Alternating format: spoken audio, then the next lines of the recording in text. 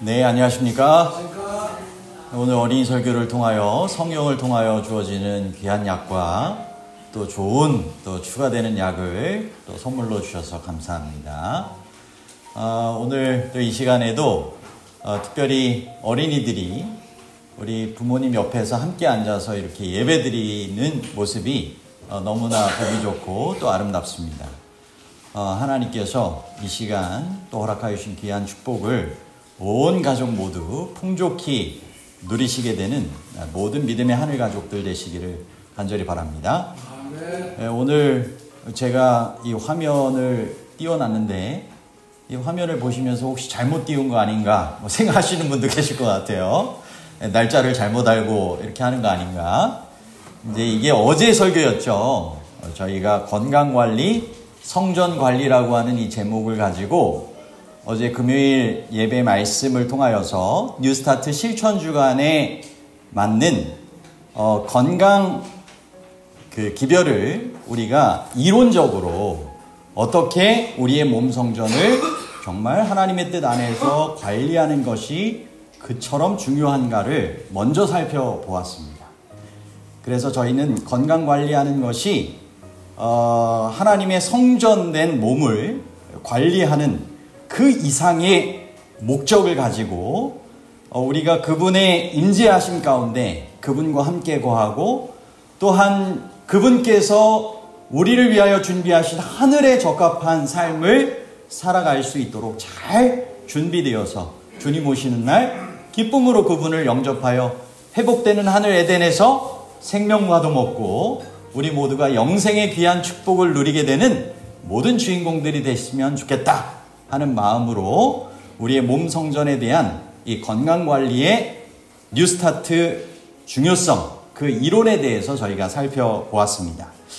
하나님께서 우리를 정말 귀하게 창조하시고 구속하셔서 우리에게 우리의 몸 성전을 잘 관리하도록 내어 맡기셨죠?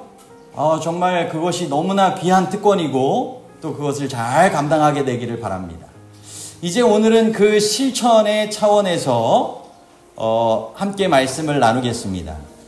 제목부터가 좀 어려우셨던 것 같아요. 저도 사실 처음 보는 단어도 있습니다.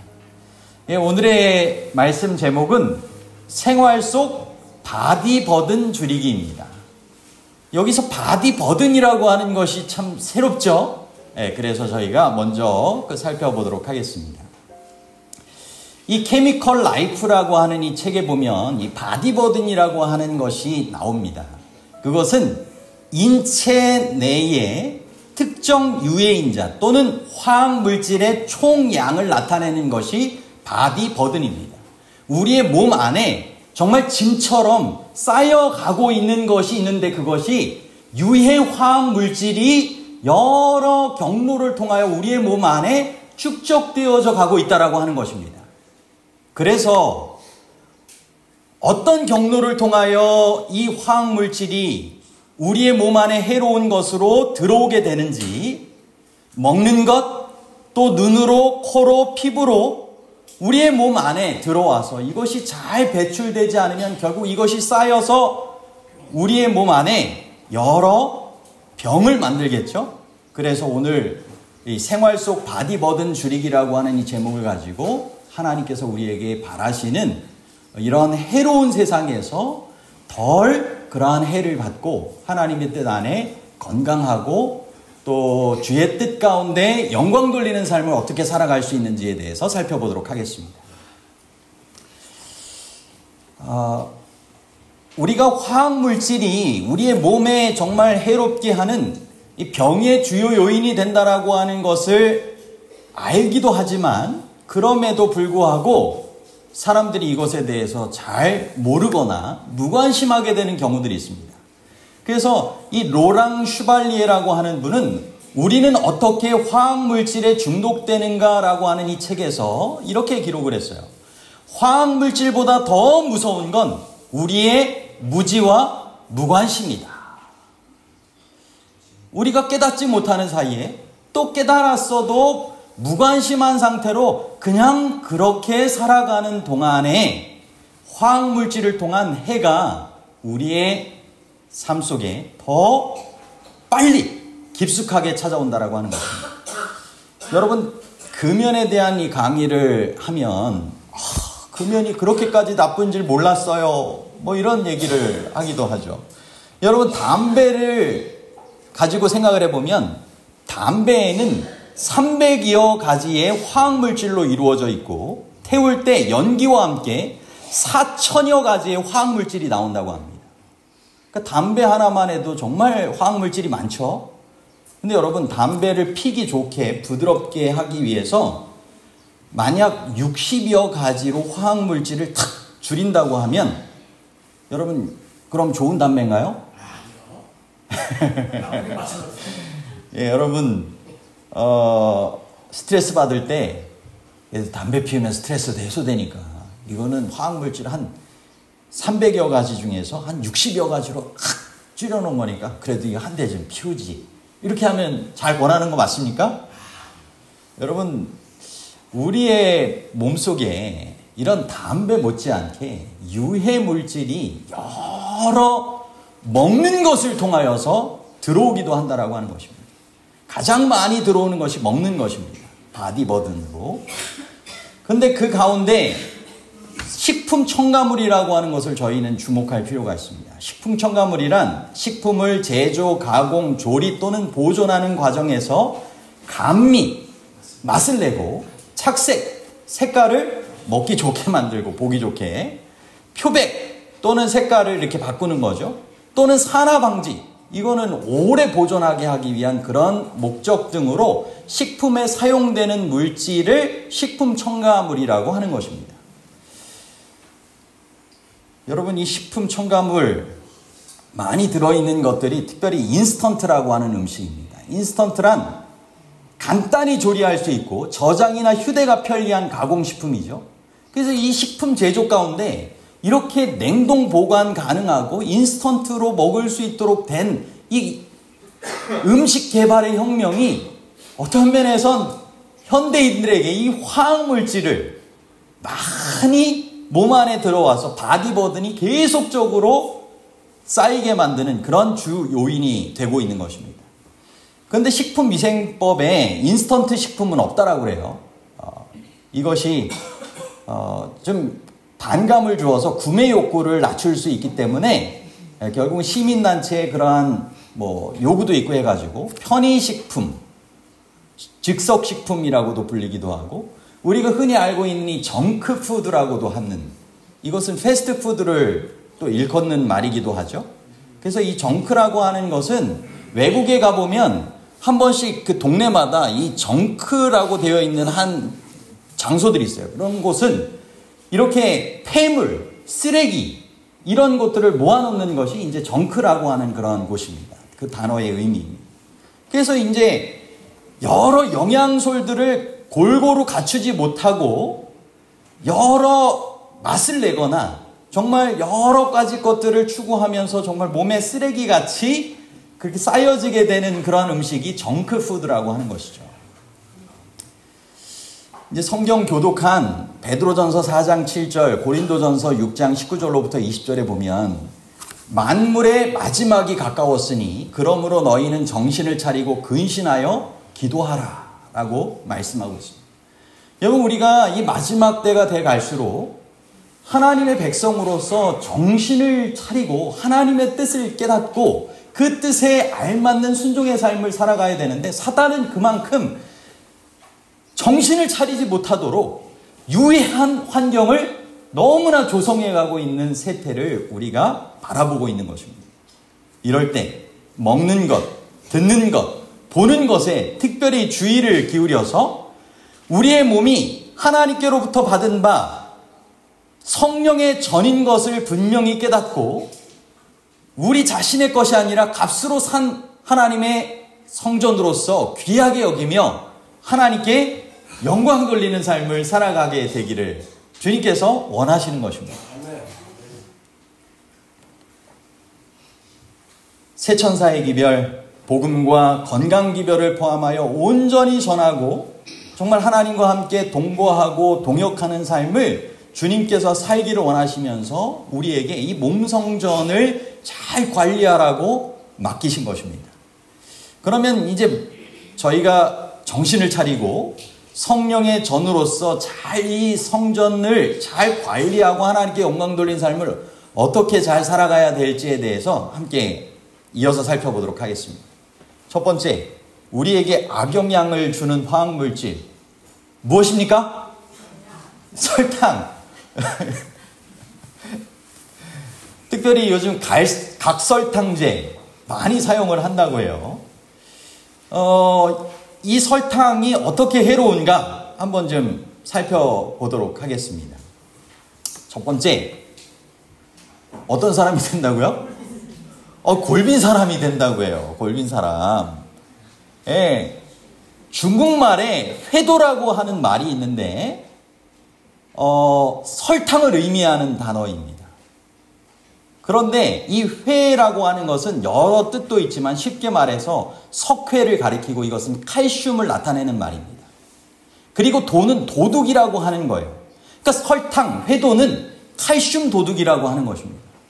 제가 뭐 의사도 아니고 더 뭐 이렇게 그런 전문적으로 깊이 연구한 사람은 아니지만 저희가 오늘 이 시간 정리해서 함께 나누게 되는 이 내용이 또 어떻게 하면 하나님의 백성들에게 하나님의 몸된 성전을 잘 관리하고 건강하여 하나님의 뜻 안에서 살아가게 되길 원하는지에 대해서 참 잘 이렇게 준비된, 그래서 전하게 되기를 원하는 그러한 말씀이기 때문에 저도 이 말씀을 준비하면서 깨닫게 된 내용도 있고 이렇게 잘 전하면 좋겠다라고 하는 간절한 바람이 있습니다.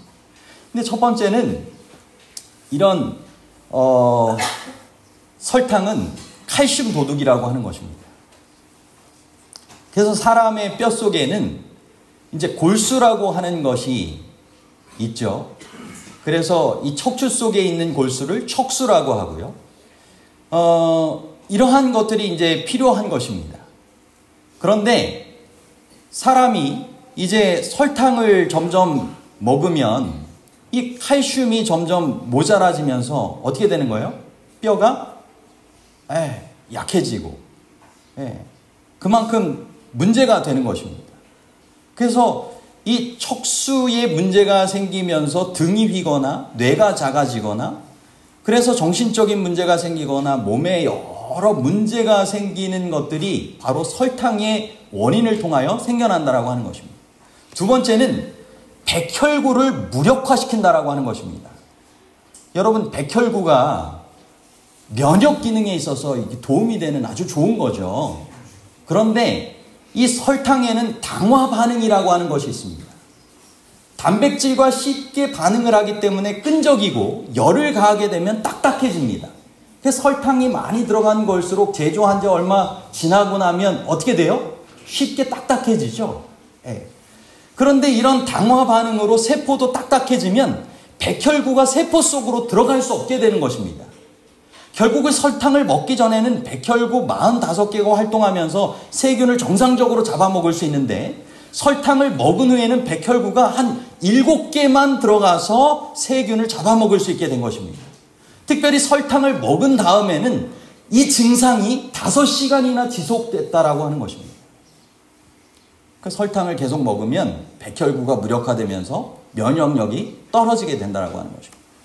다음 세 번째, 이 신진대사를 망친다라고 하는 것입니다. 여러분, 신진대사는 이 생존하기 위하여 기본적으로 필요로 되는 이 영양분의 섭취와 새로운 물질로 이렇게 전환되는 우리의 체내에서 에너지가 생산되는 일련의 화학적 반응을 이제 신진대사라고 하는데 이 문제가 생긴다라고 하는 것이죠. 그래서 설탕 함유 식품을 많이 먹게 되면 혈당치에 이상 변동이 생겨가지고 이것을 통하여서 이 신진대사에 심각한 문제가 생긴다라고 하는 것입니다. 그래서 이 설탕을 먹게 되면 혈당의 수치가 올라가고 인슐린 분비가 증가하면서 혈당을 내리게 되고 췌장에서는 인슐린 분비를 계속 이제 막 분비한 상태에서 다 쓰지 못한 인슐린은 간의 지방으로 쌓이고 이것이 문제가 되는 것입니다. 어떤 자료에 보니까 이게 맞는지 모르겠어요. 살아가면서 인슐린이 분비될 수 있는 한계치가 있다고 합니다. 근데 이제 이따금 이렇게 단 음식을 먹으면 인슐린이 많이 분비가 되는 거잖아요. 그렇게 되면 이 한계치를 일찍 더 많이 소비하는 것입니다. 그러면 더 일찍 노화되고 수명도 제한이 빨리 온다라고 하는 것입니다. 저 이 얘기 듣고는 단 음식을 머리적으로도 야 이게 더 많이 먹으면 안 되겠다. 적당히 먹어야 되겠다. 이런 생각이 딱 들더라고요. 여러분도 좀 생각을 해보시면 좋을 것 같아요. 근데 우리가 살아가면서 한번 좀 영상을 보세요. 어떤 영상인가? 설탕이 들어가는데 우리가 먹는 음식에 설탕이 얼만큼 들어갈까요? 계속 들어갑니다. 조리, 김치찌개, 냉면, 막국수, 비빔밥, 깍두기, 된장찌개 이렇게만 하루 식사 중에 먹으면 기준치의 3배를 드신 거라고 합니다. 그러니까 하루 권장량이 그렇게 많지 않은데 설탕이 우리가 알게 모르게 음식 중에 계속 들어간다라고 하는 것입니다. 그렇게 되면 혈당이 오르고 뭐 여러 이야기한 문제들이 생겨난다라고 하는 거죠. 근데 여러분, 제가 이제 준비한 이 화면에 보면 각설탕이 들어간 여러 음식들이 있거든요.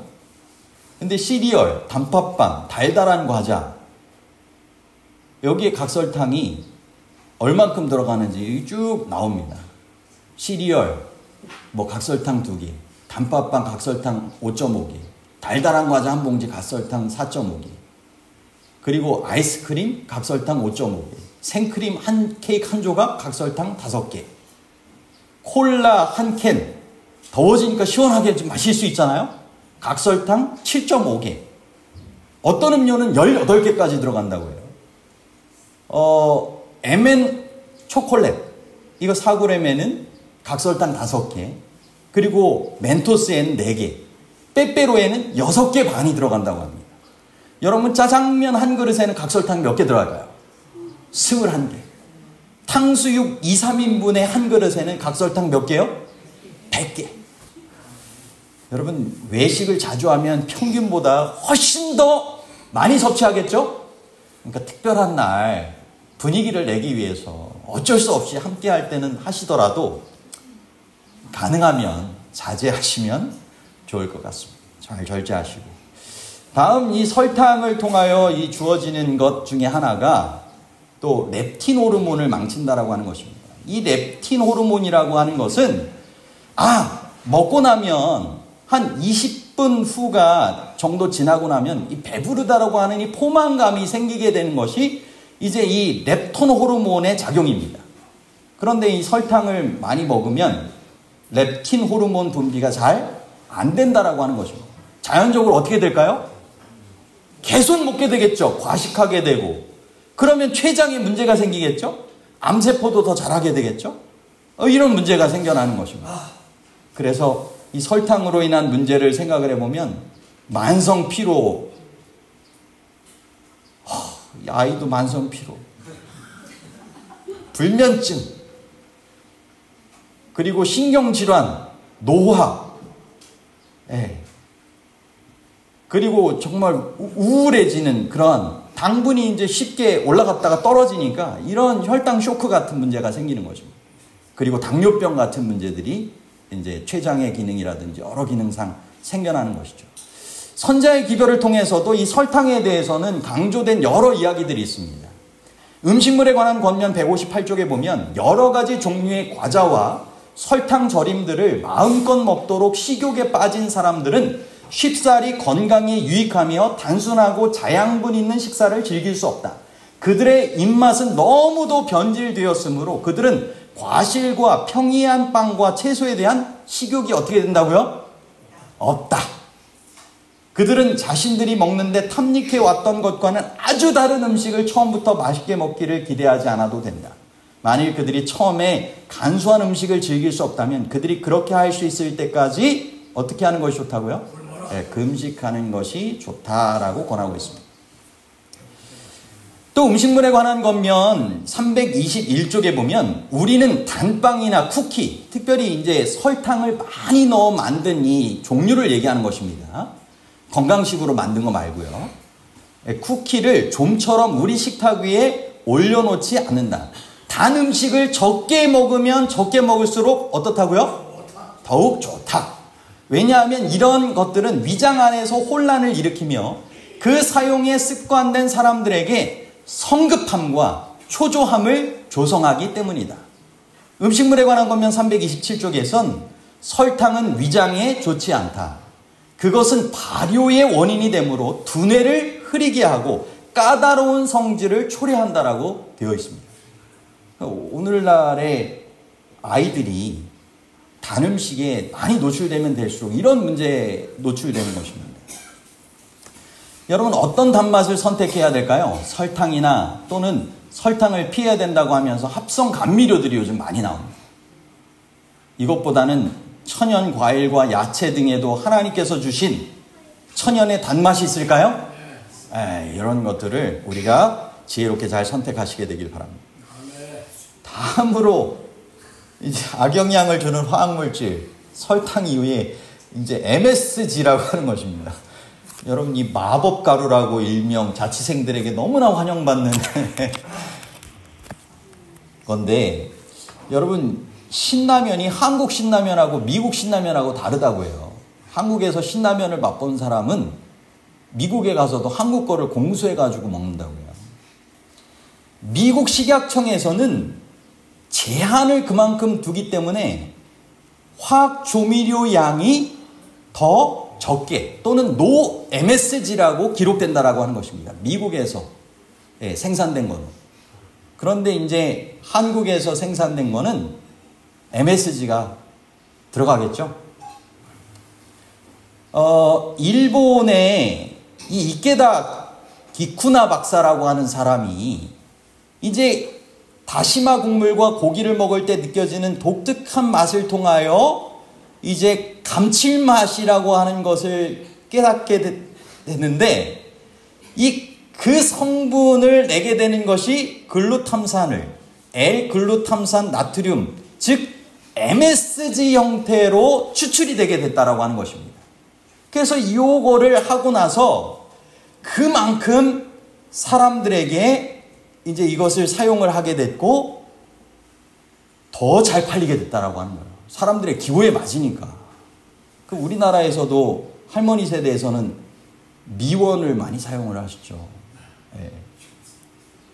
이 오르니 박사가 그래서 이 MSG를 가지고 어린 생쥐들을 대상으로 실험을 해봤더니 체중 1kg당 2g의 MSG 주사를 통하여서 뇌 조직에 이 글루탐산 함량이 4배로 증가하고 뇌의 시상하부에 상해를 입히는 현상이 나타났다라고 하는 것입니다.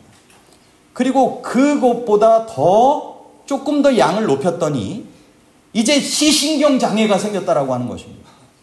그래서 유아는 소량의 MSG만으로도 뇌하 수체가 망가질 수 있고요. 성장과 신진대사에 이상을 초래할 수 있다라고 합니다.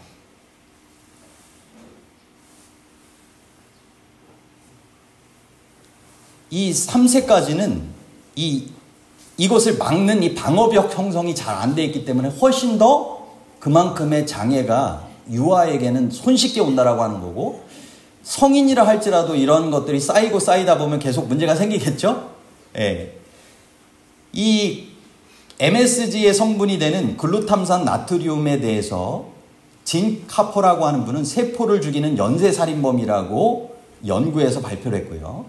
글루탐산 나트륨은 신경세포의 독이기 때문에 매우 우려스럽다라고 다윗 로이터 교수님은 이야기했습니다. 그리고 암 전문가인 어니스트 와인더라고 하는 분은 암의 90%는 음식물과 다른 경로로 체내에 혼입된 화학물질에 의해 발병한다라고 이야기를 하고 있습니다. 어떤 분은 그냥 짧고 굵게 살랍니다 라고 이야기하기도 하는데, 그렇게 못 살고 가늘고 길게 산다고 해요. 그러니까 노화가 되는데 더 경제적으로 육체적으로 고통스러운 건강하지 못한 노년을 보낼 수 있다라고 하는 게 문제가 되는 것입니다. 그러므로 우리가 잘 관리해야 되겠죠. 다음으로는 이 코치닐 색소라고 하는 것입니다. 저는 이거를 통해 새삼 느낀 건데요. 사탕에도 들어가기도 하고 딸기 우유에도 들어가기도 하고 바나나 우유에도 들어가기도 하고 오렌지 주스에도 들어가기도 하는 첨가물입니다. 뭐 하기 위해서 낼까요? 색깔을 만들기 위해서입니다. 근데 이 색깔은 연지벌레라고 하는 것을 통하여 추출한다라고 합니다. 카르민산이라고 하는 물질을. 근데 천연의 그런 벌레에서 만들긴 했는데 이것은 우리나라에는 없고 중남미에만 분포하는 이 선인장 기생충인데 여기에서 이 만들어지게 되는 카르민산이라고 하는 것은 자신을 보호하기 위해 원래 가지고 있는 물질인데 특별히 스트레스를 많이 받아야 색깔이 더 진해진답니다. 그래서 이거를 추출하려면 열과 고통을 가하면서 말려서 죽인대요. 그만큼 색깔이 진하게 잘 나오겠죠. 근데 독소도 많이 나오겠죠. 그래서 이것을 통하여서 이 색소가 가미된 그러한 이 식품을 먹으면 장염, 아토피, 심한 알레르기, 구토, 발진, 호흡곤란 등을 일으키는 사례가 점점 늘어나고 있다고 하는 것입니다. 다음으로는 칵테일 효과입니다. 여러분 칵테일이 뭐 하는 겁니까? 이제 섞어 마시는 거잖아요.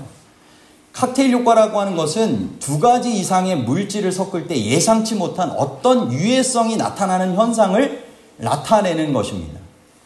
예를 들어서 이 중국에서 2008년도에 멜라민 파동이라고 하는 것이 생겼어요. 아이들이 먹는 이 유제품에 그거에 이 멜라민이라고 하는 것을 더 함유를 해가지고 돈을 벌기 위해서 한 것입니다. 근데 이제 이 멜라민이라고 하는 것이 몸 안에 들어갔다가 다른 성분하고 합쳐졌을 때의 문제가 생겨난 것입니다. 이처럼 우리의 몸 안에도 이와 같은 칵테일 효과를 통하여 발암 물질로 표현되는 벤젠이라고 하는 거라든지 여러 성분들이 만들어지게 된다고 하는 것입니다. 결국 우리의 몸 안에 화학물질이 많이 쌓이면 쌓일수록 어떤 칵테일 효과를 통하여 더 유해한 성분들이 생겨날 확률이 더 많아진다라고 하는 것입니다. 다음으로는 이제 앞서도 살펴보았더니 정크푸드라고 하는 것입니다. 패스트푸드라고도 일컬어지는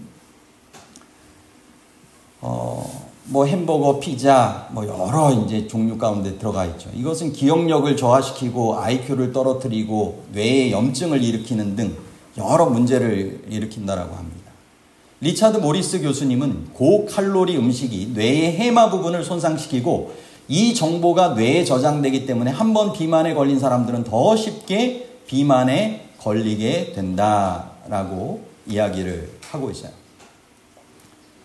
손상이 되면서도 여전히 중독이 돼가지고 계속 먹으면서 비만에 그냥 걸리게 되는 것입니다. 다음으로는 음료와 아이스크림입니다. 여러분 특별히 음료 중에 콜라, 이 콜라가 10분 마신 지 10분이 지나면 하루 설탕 권장량의 티스푼 10개를 마신 것처럼 변한다고 합니다. 사람의 인체가. 그리고 콜라에는 토하지 않게 하는 물질이 함유되어 있대요. 그러니까 지나치게 단맛이 들어가도 토하지 않게 하는 것입니다. 계속 마시게 하는 거예요. 그래서 25분이 지나면 그만큼 혈당과 인슐린 분비량이 동시에 증가하고 45분이 지나면 도파민이 생성이 돼가지고 마약의 성분과 같은 효과를 나타냅니다. 점점 중독시키는 것입니다. 그리고 60분이 지나면 신진대사를 만들어내면서 활성화시켜가지고 이것이 소변으로 배출이 되고 나면 그 뒤에는 무력감과 피로감을 느끼는 것입니다. 그러니까 또다시 찾게 되는 것입니다. 이게 계속 악순환이 되는 것이죠. 여러분 베스킨 라빈스 아이스크림이 원래 베스킨이라고 하는 사람하고 라빈슨이라고 하는 사람이 두 회사를 합쳐가지고 만든 게 베스킨 라빈스입니다. 근데 이제 이 라빈스라고 하는 그 창업자, 그 아버지의 아들이라고 하는 이 존 로빈스라고 하는 사람이 이 베스킨 라빈스의 어떤 면에서 유산을 물려받을 수 있는 그러한 사람인데 그거를 다 포기하고 환경운동가가 되었어요. 왜 그랬을까요? 그만큼의 유해한 것을 알기 때문에 가족들을 데리고 외딴 섬에 들어가 통나무집을 짓고 직접 채소를 기르며 그렇게 자연적인 삶의 방식을 추구하며 살아간다라고 하는 것입니다.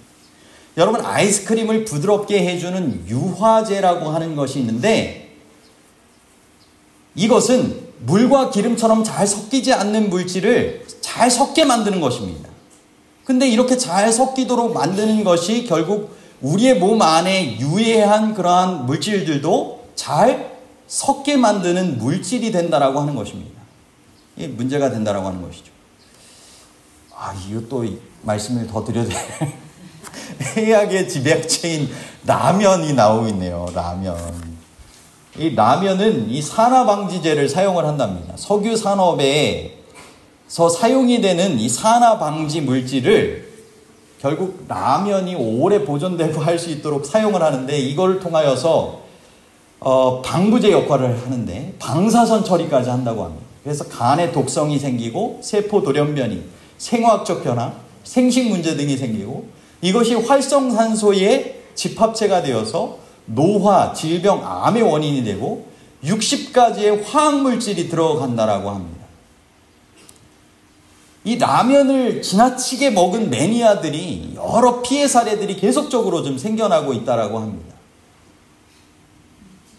근데 여러분 2009년도에는 봉지에 첨가물이 5개만 들어가도록 해서 쓰여졌다고 하는데 지금은 더 많이 식품 첨가제가 들어가는데 그거를 알면서도 묵인하고 있다고 합니다.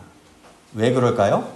라면을 통하여서 1조가 넘는 어마어마한 수익이 생기기 때문에 그냥 식품 첨가물이 그만큼 많이 쓰이더라도 그냥 묵인하고 넘어가는 것입니다. 일본에서 또 한국에서 이런 식품 첨가물에 문제가 생기는 것에 대해서 연구해서 발표하게 된 책들이 있습니다. 식원성 증후군이라고 하는 이 책을 지은 오사와 히로시라고 하는 분이 있는데 이분은 인내력과 자제력이 부족한 대다수의 비행 청소년들이 인스턴트와 패스트푸드를 많이 먹어 심각한 영양 불균형 상태에 놓여 있다. 가공식품으로 인한 폭력성, 정신분열 등을 일으키며 몸과 마음을 병들게 하는 것이 식원성 증후군이라고 하는 것이고요. 그래서 이 사람이 먹고 싶은 대로 먹인 음식이 당신의 아이의 머리를 망친다라고 하는 실제 임상실험 결과를 통하여서 1970년대 이후에 일본의 중고등학생들을 계속 추적조사 연구하면서 왜 학생들에게 점점 학교 폭력이 급격하게 증가하고 있는가, 이것이 변질된 그러한 식생활에 있다라고 하는 것을 밝혀낸 것입니다. 한국에서도 비슷한 그러한 책을 보면 과자, 내 아이를 망치는 달콤한 유혹, 1을 적은 이 안병수라고 하는 분이 자기가 이 식원성 증후군이라고 하는 책을 읽고는 점점 이 유해한 물질이 이런 과자 같은 그러한 제품에 들어가 있다라고 하는 것을 깨닫게 된 것입니다.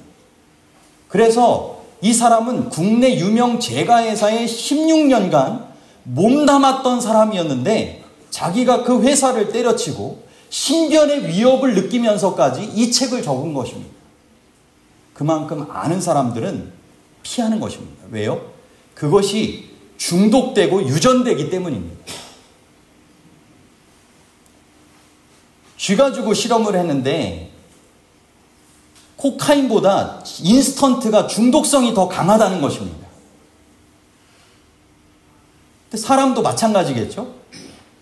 결국은 계속적으로 인스턴트, 정크푸드 이런 것에 정말 익숙해진 사람들은 계속 그만큼 더 중독되어서 계속 하는 것입니다. 그래서 이런 WHO 세계보건기구에서도 이러한 유해 음식은 담배보다 더 건강을 위협한다라고 이야기를 했습니다. 문제가 되는 것이죠. 부조화 선지자 561쪽에서도 이렇게 기록을 하고 있습니다. 아버지도 어머니처럼 이 책임을 분담하고 있다. 부모들은 양쪽 다 자신들의 지적, 육체적 특징과 성질과 기호를 자녀들에게 유전시킨다. 부모의 부절제의 결과로 인하여 때때로 자녀들의 체력과 지적 도덕적 능력에 결함이 생긴다. 근데 부모만 책임이 있는 게 아닙니다. 이제 모두가 다 노력해야 한다라고 하는 것을 이어지는 내용에는 이렇게 기록을 하고 있어요. 그 약속된 아이가 부모에게 좋은 유전을 받는 것만으로 충분하지 않았다. 거기에 주의 깊은 훈련과 바른 습관의 형성이 뒤따라야 하였다. 유전과 함께 생활 습관이라고 하는 것이 그만큼 중요하다라고 하는 것입니다. 이 티핑 포인트라고 하는 것이 있는데 그만큼 이 물이 한 방울 더 떨어지면서 넘치게 되기도 하고 99도에서 100도가 되면 끓게 되는 그것이 이제 티핑 포인트라고 하는 것이죠. 사람의 몸에도 그렇고 모든 위기의 상황들은 아직 수면 아래에 감춰진 듯이 쌓여가지만 어느 순간 어떻게 되는 것이 나타날 때가 있어요? 문제가 되는 것으로 나타날 때가 온다라고 하는 것입니다. 여러분, 그러므로 우리가 이것을 잘 줄여나가는 것, 관리하는 것이 중요하다라고 하는 것을 꼭 기억을 하시고 해결 방안 간단히만 말씀드리겠습니다. 첫 번째, 식이섬유가 풍부한 과일과 음식을 먹으시길 바랍니다. 예. 그리고 이 물을 충분히 마시기 바랍니다. 배출이 되겠죠? 유해물질이? 예. 그리고 꾸준하게 운동하는 것도 도움이 될까요? 예. 그렇습니다. 뉴스타트 실천주간에 권장되는 세부 실천사항에도 보면 하루에 금식하는 것, 과일 금식 혹은 죽금식이 이런 역도성 식도염이나 위염을 앓는 사람에게 도움이 된다고 했고요. 아침 식사 잘 먹는 것, 최소 30번 씹기. 저녁 식사는 일주일간 과일식 혹은 단순한 소식 20분 이상 천천히 씹기. 간식, 후식, 과식 금지. 라면, 탄산음료 등 금지. 주 3회 이상 하루에 40분 이상 보폭 넓혀 걷기. 스트레칭, 근육, 코어, 근막 강화 운동 매일 실천하는 것들을 권장하고 있습니다. 여러분, 아무쪼록 아는 게 병이 아니라 아는 게 힘이 되시기를 바랍니다. 하나님께서 우리에게 더욱더 힘내서 해로운 것은 멀리하고 하나님께서 가르쳐주신 지혜로운 방법대로 잘 생활하라고 알려주신 것이죠. 네. 마지막 호소의 말씀드리고 마치도록 하겠습니다. 1485년에 영국의 국왕 리처드 3세가 영국의 통치권이 걸린 중요한 전투를 앞두고 마부를 보내 대장장이에게 명령합니다. 결국은 말을 준비해라. 그리고 편자를 잘 박아라 하다가 편자를 다 써가지고 만들려면 시간이 좀 부족하다. 그랬더니 이제 왕이 이야기한 것입니다. 못이 하나가 모자라다고 이야기를 하니까 시간이 없으니까 아무 것이나 그냥 박아라 이야기를 한 거예요. 결국 전쟁에 나갔다가 어떻게 됐을까요? 말이 결국 문제가 생겨가지고 떨어져가지고 죽게 된 것입니다. 여러분, 오늘날 바디 버든이 과거에 비해서 현저하게 증가되었고 그 위험한 경고는 이미 시작되었습니다. 건강을 위해서 이제 주의 깊은 한 걸음 한 걸음이 필요할 때입니다. 그냥 이전에 먹던 대로 나하고는 괜찮을 거야 이렇게 생각하지 마시기를 바랍니다. 부모와 교사와 학생에게 보내는 권면에 보면 신앙적인 체험은 오직 투쟁, 실망, 엄격한 자기훈련 및 열렬한 기도를 통해서만 얻을 수 있다. 천국으로 향한 계단은 반드시 한 번에 하나씩 밟아야 하며 전진하는 매 계단마다 다음 계단을 위한 힘을 줄 것이다 라고 했습니다. 여러분, 하나님께서 원하시는 더 건강하고 주님의 뜻하시는 삶을 이루기 위하여 한 계단 한 계단 주님의 뜻 가운데로 나아가는 삶을 우리가 더욱 살아가시게 되기를 간절히 바랍니다. 하나님께서 우리 모두를 그와 같은 축복으로 인도하여 주시게 되기를 간절히 바라며 말씀을 마치도록 하겠습니다.